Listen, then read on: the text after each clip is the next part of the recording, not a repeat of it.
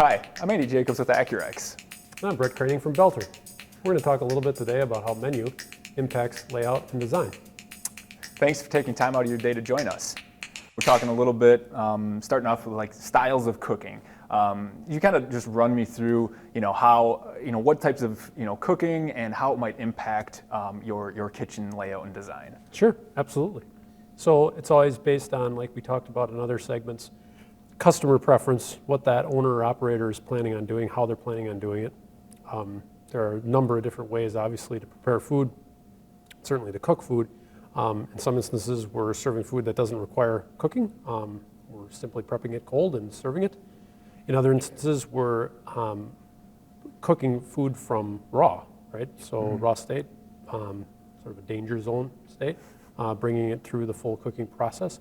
With that are a lot of different things like extra grease-laden vapor coming off the product as you're cooking it, and things that would relate to Accurex in that respect. Additionally, there are pre-cooked product. So if you picture a pre-cooked bratwurst or hot dog, where essentially we're just trying to get the internal temperature up so it's tasty for the guest. Doesn't necessarily need to be cooked completely. It just needs to be brought to temp. And in those instances where we're not having as much trouble with those fats and oils being burned off, or we're not creating as many of those fats and oils, which again is much more helpful in the cooking process. But also we're not as quite as worried about food handling in those instances, right? So if we've got a pre-cooked hot dog or bratwurst or hamburger, we need to be cautious about not mixing it up with other things that are dangerous, and we obviously are going to use typical cleanliness standards. But we're not quite as concerned about that product contaminating something else, right? So if we have a chicken salad and we have raw chicken, well, we need to keep that as far away from that, the chicken itself in the raw from the salad products. So again, the way we would lay that out, we would have it set up so that that sort of cold prep area is remote, or at least in a safe zone as compared to where that raw product is being handled and prepared. And that might mean multiple cutting stations, but again, we're going to go ahead and have those areas laid out to where then when they are complete, right? So when we get our protein cooked off or reheated, and we've got our cold prep side that needs to blend in with that, we want those things to be in an area where they can fold together and then go out to service without having to double back or do too much movement around the kitchen space. But so again, styles, right? There are certainly a multitude of other true styles of cooking beyond just the cooking program. So we could be cooking on the charbroiler, just grilling. We could be frying in a fryer or open skillet, or something of that nature. We could be doing something where we're doing some searing in a pan or what have you. So we kind of want to lay those operations out to where the raw materials involved or the items involved in that cooking process are nearby. So right, if we're going to if we're going to cook in the fryer, right? I mean, obviously we want to be near a bread batter station or near a freezer, so we can pull those products that are going to go into that fryer out with close adjacency and load into the fryer, and then pull out and go into a holding warmer or into a fry dump or something, right, to where we can let those items cool a bit and then get them out to service while they're still good and hot but not scalding. Right? But when it comes to other things like if we've got a saute station, right, we need to be near the pots and pans so that we can grab a fresh pan and be able to go ahead and proceed into that. We don't want that thing tucked too far back in the corner where there maybe aren't any raw materials. Right. So all kinds of things go into that. And again, like we've talked about in the past, every single restaurant operation is going to be, or every single food venue operation is going to have a much different layout to where maybe we can get at both sides of a cooking line, maybe we can't, maybe we can get at food production and storage very easily from one area, but maybe not from another. So those flow items and everything still play into that. We have to be cognizant of that as we're laying all these things out. Again, all the while thinking about the utilities and what actually works in the space. Right. And so that style of cooking and what you're cooking, how you're cooking it, that's going to really dictate then what your appliance lineup's going to look like, right? And then what what you might have, and then like you said before, kind of the placement of things, right? Yeah, no question. Right. So if our grill service and those raw materials, would need to be on one end of the hood or the other, we also have to line up the chef's counter, for example, in a way that works with that well, to where when those proteins come off and are going across, they're not fighting with some other element that's trying to happen right in that same general area. Right. Same thing with the fry station. That area kind of needs to be contemporary with potentially some other stations, depending on, again, what that operator or owner's sort of feelings are about the way that should be laid out. But you want all those things to sort of meld and flow. And it really all comes down to their preferences, right? Yeah, absolutely. And then that kind of ties in then on the design side for the kitchen hood and the kitchen ventilation system of, first and foremost, what one of the things that we like to look at is what's going to be cooked, how it's going to be cooked with the different appliances, and then what's our level of filtration that we're going to want, right? I mean, if we're talking maybe just a K-12 school that is going to take a lot of that stuff from frozen and just put it into maybe like a convection ovens, different things like that, they really don't need that higher level of grease filtration, right? Like a standard baffle filter will be sufficient for them. But you start talking about different things that are going to be fried, different things maybe on char broilers, things like that. We can go to upper levels of grease extraction, right? So, looking at different extractor filters, that's a high efficiency filter. And then, maybe even going one step further, if it's a really high grease producing to a grease grabber, which is a dual stage filtration. So it's that extractor filter. And then on the inside is a grease grabber filter,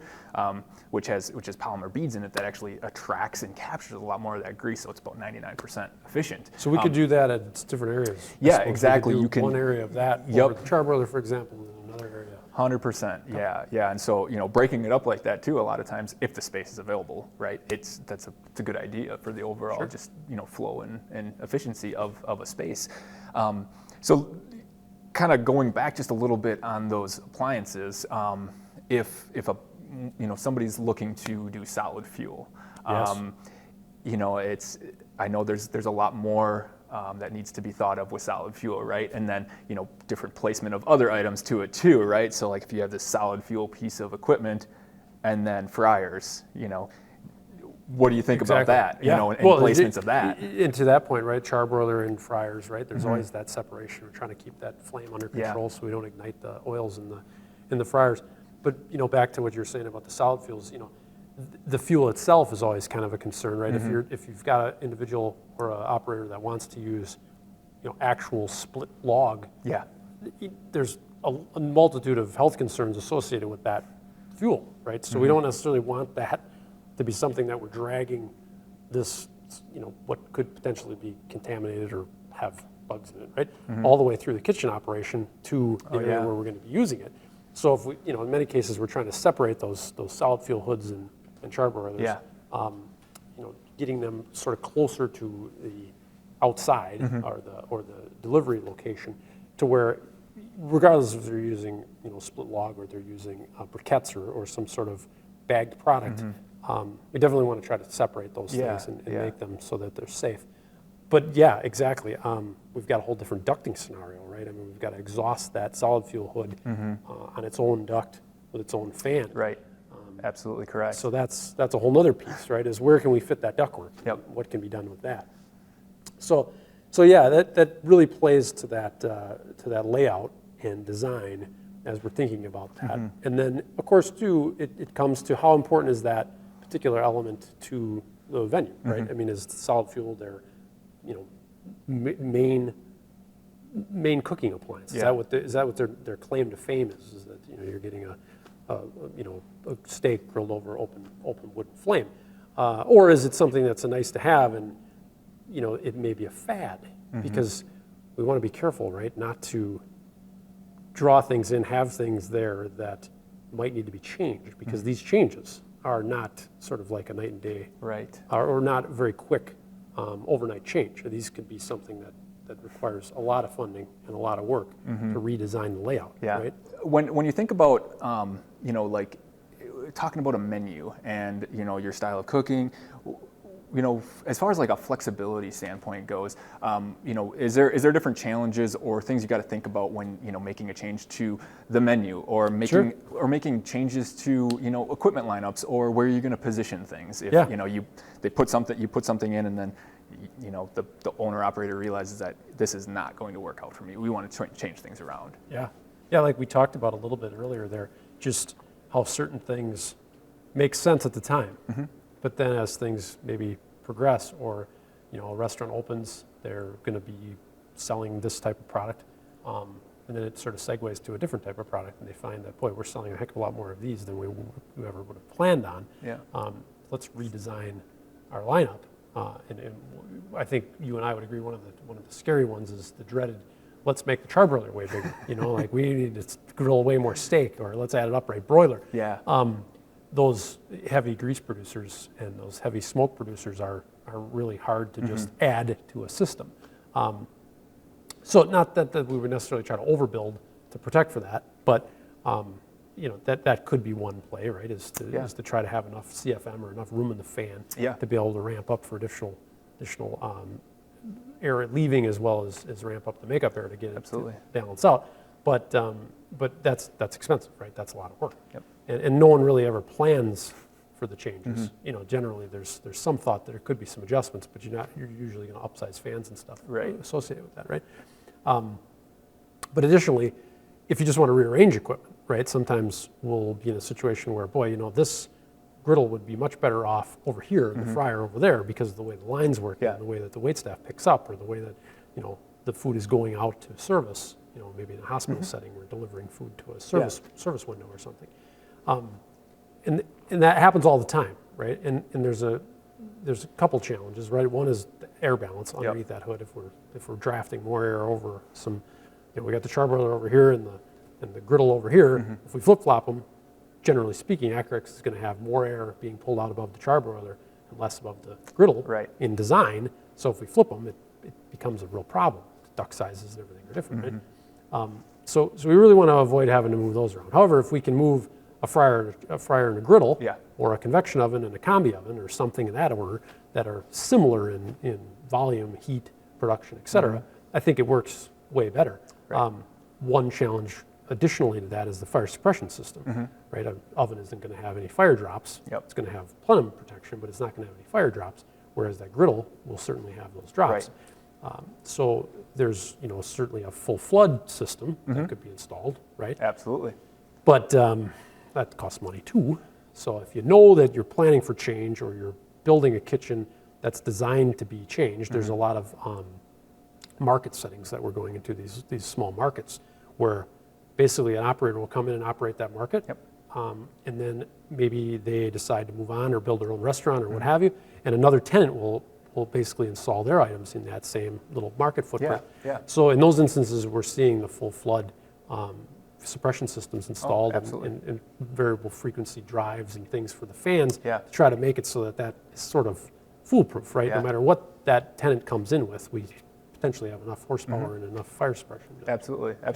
And something that really works well in those situations too is something called utility distribution system, or a UDS. So that's actually going to bring in those different electrical, gas, and water, if water's needed, all along the bottom of that of the hood area of the space, so that you can mix and match and put different appliances in different locations, when need be, and can be a little bit more fluid with that, kind of like what you said with the overlapping fire suppression systems.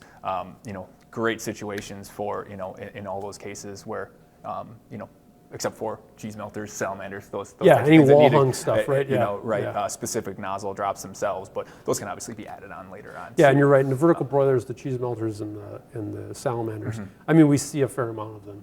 But that's certainly something we could design around up front to try to prepare. If you think we're going to need something like that, be ready. But I think there are some other, generally speaking, there's some other options to doing those products without necessarily having that. So that's really good. The utility distribution is so handy, especially since you can move that power around without cutting into the wall or the backsplash wall paneling, et cetera. Right, and then same thing with the gas setters and the water supplies. And like you said too, that the demand control ventilation systems in those situations is perfect too, because if you can plan for changes that are going to potentially be happening, you can almost design for a worst case scenario, especially from say from like a makeup air or a exhaust fan with our like very green motors. You just have to basically dial it down Sure. or up, and then within our control panel too, you can set different limits and set where it's going to be and Sure. where the 100% mark is going to be now versus maybe later if somebody comes in and takes something out. Yeah, I love it. But yeah, so it's a nice thing when you can plan for it, right? That's the hardest part. Is usually you're not planning for it unless it's an actual location or place that is that's designed what they do, to right? change, Like you said, right? like the markets Yeah. that you've been working through. Yeah. Yeah, no, that's true. I mean, it's very difficult to have the crystal ball, right? And know. But I think, again, that leads back to some of those dialogues we had just about talking to that ownership, talking to those chefs and sous, bringing that team together, if they're available, right? If you're going to have a fried component, right? You're probably going to have a charbroiler component. You're going to have a grill component. But what are the volumes of those, and where can we design in a little bit of flexibility? You think you need a 24, maybe we'll put a 36 in. You think 24 is maybe more than you need? Well, maybe we stay at 24, but we have that flexibility later. Yeah. When you look at a different type of facility and a different maybe you wouldn't say a style of cooking, but their cooking production is going to be nonstop. Like, sure. 24/7 if you're talking convention centers or different places like that. Do you take a different approach to kind of how the layout is, the types of products and equipment that you'll use? Definitely, right? I mean, there's a bunch of thoughts to that too. These 24-hour establishments, it's sometimes a little difficult to sell this, right, or make someone believe you, but because they're running all the time, there almost needs to be some redundancy so that there's an opportunity to close part of that space and do the cleaning that's necessary and kind of retouch or handle things, but yet not have to shut the whole works down in order to keep things up and running, right? Then conversely, there's operations that, arenas, sports venues, schools that have long shutdown periods, right? I mean, you're serving potentially one meal in some of these instances. So you don't need to necessarily have all those redundancies built in, but maybe that one meal is really busy, right? I mean, maybe it's quite a rush. So you have to sort of plan for that as well. Have the ability to handle a lot with little, but not necessarily have a whole bunch of extra space for that cleaning redundancy or things of that nature that you might have in a 24 operation. Absolutely. From an exhaust hood standpoint, with things like that, a really neat product is an auto scrubber hood. So Accurex has this hood. It's a self-cleaning hood. So in those situations where if the downtime is there, it's very minimal, and actually at the push of a button, it will run through a wash sequence in the hood. Never have to take out the filters. It cleans the front and back of the filters, cleans up in the exhaust collar outlet. So essentially, you're cleaning everything out by a touch of a button, either programmed or not, depending on if they have a cycle of that. So just kind of like one more thing from that standpoint that can be taken care of. And you don't have to worry about the maintenance. And then like you said, then some of the other things are maybe that could be happening while some of the other general maintenance is done. But in those cases, like you said, it's usually pretty minimal time slot that they have to do that, right? Certainly a lot less invasive than having to climb up and pull down the filters and right? Wait for the cooking equipment to cool so that you can remove the filters. Even with the filter removal tool, you're still sort of wanting to let some of that stuff die down some. So no, that sounds like the perfect thing for those high pressure operations that are running all the time, nonstop. So in different times that we've gone through in our lives, different types of world health crises and different things like that.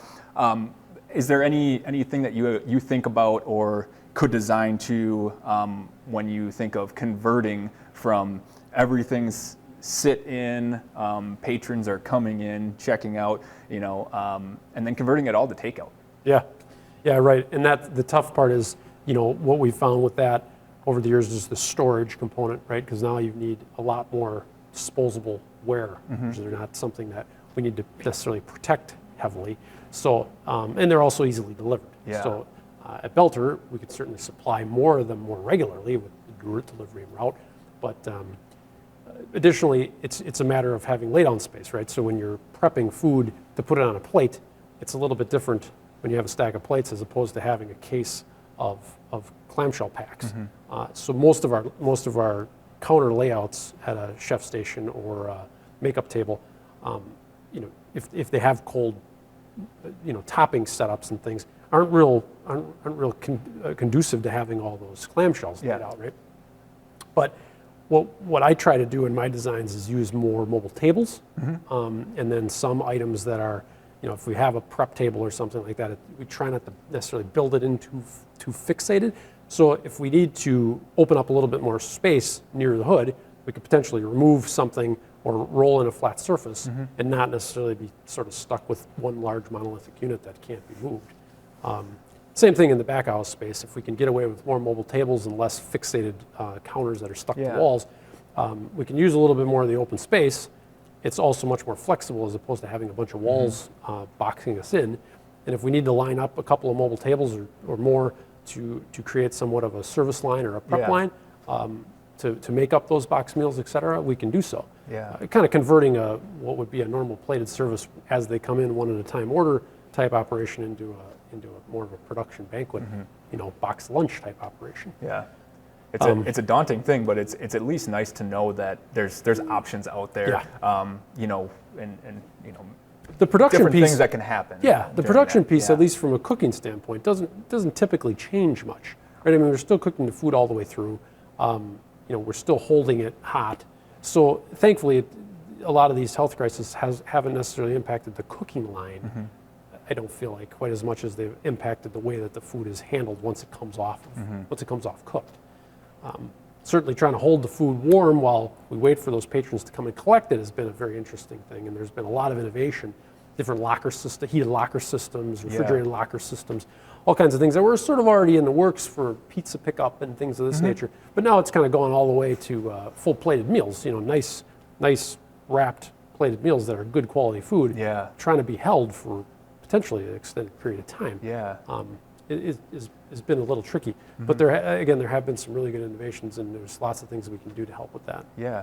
Well, it's great that there's different options out there, and as the world evolves, we must evolve with it, right? I mean, no question. It's no different with how you get your food. Yep. So when you think about some of those different menu changes, styles of cooking, things like that, what are some different safety considerations you take into consideration with kind of like we were talking about, we touched on it a little bit with the raw products. Anytime we're dealing with a raw protein, certainly a lot of concern associated with those products. And then the ready-to-eat products, we just want to keep separation with those things, avoid the cross-contamination.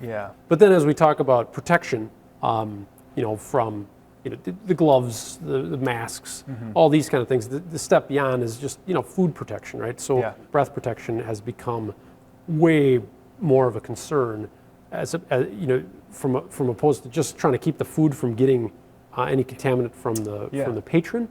Trying to keep everything safe from both the operator and the patron have become forefront, right?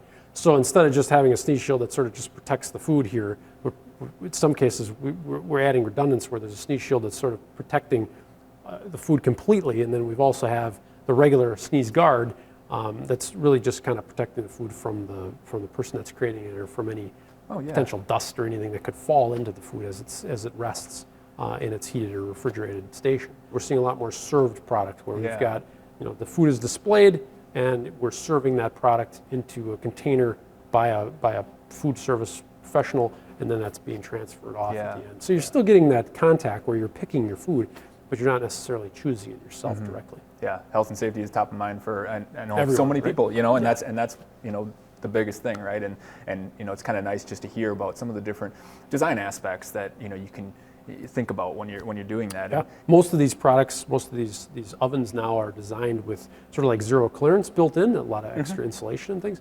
But we still want to be cognizant of the fact that there's air intake, and as well as they can be designed to protect themselves from heat, it still doesn't have any. There's no real point in putting them right in the line of fire, right? So we're trying to get the control sides and the access sides of some of these pieces of equipment near the end of the hood where a technician could come and work on it without necessarily having to move some other pieces of equipment away. Yeah. Which can cause some sort of operational, not challenges, but just sort of questions, right? So we'd much rather have the combi on this side of the hood and the charbroiler in the middle and then this fryer and stuff on the other end. But does that really work for the operation, right? Does that work for where the wait staff's coming from? Or does that work for how the patrons are approaching the service windows? Yeah. You know, so those are tricky things.